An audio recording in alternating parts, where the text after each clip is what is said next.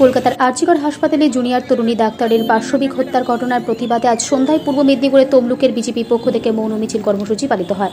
এদিন তমলুকের নিবেদিতা মূর্তির পাদদেশে বিজেপির পক্ষ থেকে আয়োজিত হয় মৌন মিছিল কর্মসূচি। এদিন মোমবাতি জ্বালিয়ে মৃতা তরুণী ডাক্তারের প্রতি শ্রদ্ধা জ্ঞাপন করা হয়।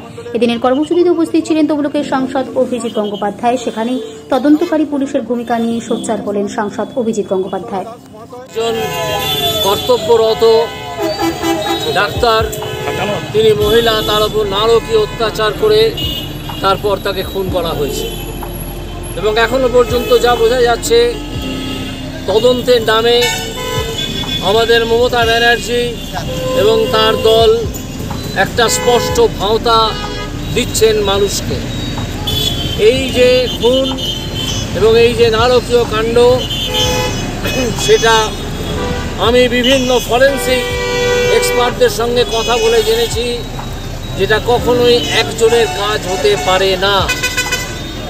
একজনের কাজ নয়, একাধিক মানুষের সঙ্গে সংশ্লিষ্ট ছিলেন এবং একাধিক মানুষ মিলে এই কাজটি করেছেন, ন্যক্কারজনক ঘটনাটি ঘটিয়েছেন।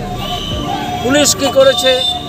তদন্তের নামে ভাঁওতা দিতে তারা প্রথমে এটাকে আত্মহত্যা বলে চালাতে চায়, সেটা মানুষ অবিশ্বাস করে স্পষ্টত।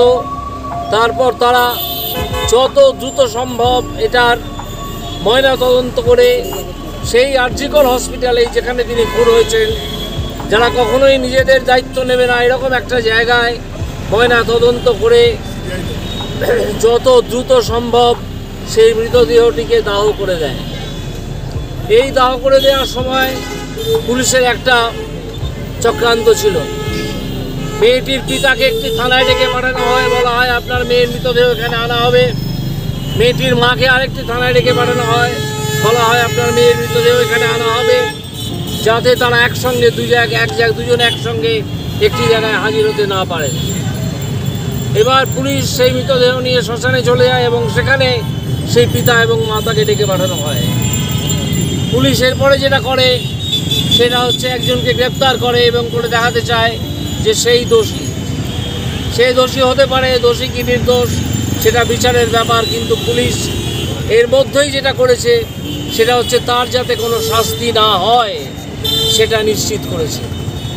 কারণ এই ধরনের একটা নারকীয় ঘটনা এবং তারপরে খুন, এইখানে যে মেয়েটি, যে মানুষটি খুন হচ্ছেন, তিনি যথাসাধ্য চেষ্টা করবেন নিজেকে বাঁচাতে এবং এটা করতে গেলে যারা খুন করছেন বা যিনি খুন করছেন তাদের হাতে বা গায়ে নখের আঁচড় এবং কামড়ের দাগ থাকবেই। সেই রকম কোনো দাগ আছে কিনা, কোনো আঁচড় আছে কিনা পুলিশ যে ছেলেটিকে গ্রেপ্তার করে খুনি বলে চালাতে চাইছে তার দেহ পরীক্ষাই করেনি। ফলে একজন আইনজীবী হিসেবে এবং পরবর্তীকালে জজ হিসেবে আমি যা বুঝতে পেরেছি তা হচ্ছে পুলিশ এই ছেলেটিকে একটি যথেষ্ট গুরুত্বপূর্ণ ডিফেন্স তার ব্যবস্থা করে দিল। যখন বিচার শুরু হবে তখন সেই ছেলেটি এই পয়েন্টটি নেবে যে আমি যদি করেই থাকি তাহলে আমার দেহে তো একটা আঁচড়ের দাগ থাকবে, একটা কামড়ের দাগ থাকবে। মেয়েটি প্রতিরোধ করেছে, এই প্রতিরোধের কোনো দাগ থাকবে, চিহ্ন থাকবে। তা তো পুলিশ কিছু দেখায়নি। পুলিশ এখনো পর্যন্ত এমনকি যে ছেলেটিকে গ্রেপ্তার করেছে তার পরিচয় পর্যন্ত অফিসিয়ালি জানায়নি। এদিকে কি করা হলো, মৃতদেহটিকে তাড়াতাড়ি সৎকার করে দেওয়া হলো যাতে মানুষের দাবিতে আদালতের আদেশ নিয়ে এসে দ্বিতীয়বার এই মৃতদেহের ময়না তদন্ত করা না যায়। এই পরিষ্কার ভাঁওতাবাজি মমতা ব্যানার্জি চালু করেছেন এবং এখন তিনি বলেছেন যে সিবিআই তদন্তে আমার কোনো আপত্তি নেই। অর্থাৎ সিবিআই তদন্ত করে তো পাবেই না কিছু, কারণ মৃতদেহটিকেই লোপাট করে দেওয়া হয়েছে, মৃতদেহটাই আর নেই। সেই মৃতদেহে যদি দ্বিতীয়বার ময়না তদন্ত করা হতো তাহলে আপনারা দেখতে পেতেন যে কোথা থেকে কি হয়েছে। তারপরে ধরুন পুলিশের সিসিটিভি ফুটেজ পুলিশ যেটা উদ্ধার করেছে, সেখানে ওই ছেলেটির সঙ্গে আরও দুজনকে দেখা গিয়েছিল।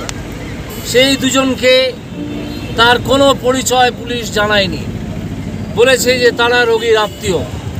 আপনার তাহলে যে প্রশ্নগুলো আমাদের মনে থাকছে তা হলো, যাকে খুনি হিসেবে দেখানো হচ্ছে তার গায়ে কোনো আঁচড় এবং কামড়ের দাগ আছে কিনা সেটার কোনো হদিশ সন্ধান পুলিশ করেনি, অর্থাৎ তাকে সেই যাতে সহজেই মুক্তি পেয়ে যায় সেই ব্যবস্থা পুলিশ করে রেখেছে। দ্বিতীয় হচ্ছে, এই মেয়েটির পোস্টমর্টেম যাতে দ্বিতীয়বার হয় মেয়েটির দেহের, সে ব্যবস্থাও পুলিশ নষ্ট করে দিয়েছে দেহটি তাড়াতাড়ি পুড়িয়ে। তারপর পুলিশ সেই ছেলেটির সঙ্গে যাকে ধৃত দেখিয়েছে তার সঙ্গে আরও দুজন যারা ছিল তাদের কোনো পরিচয় প্রকাশ করেনি। পুলিশ এখনও কিছুই বলেনি যে কে তাদের ওখানে ডেকে পাঠিয়েছিল রাত্রি 3টের পরে।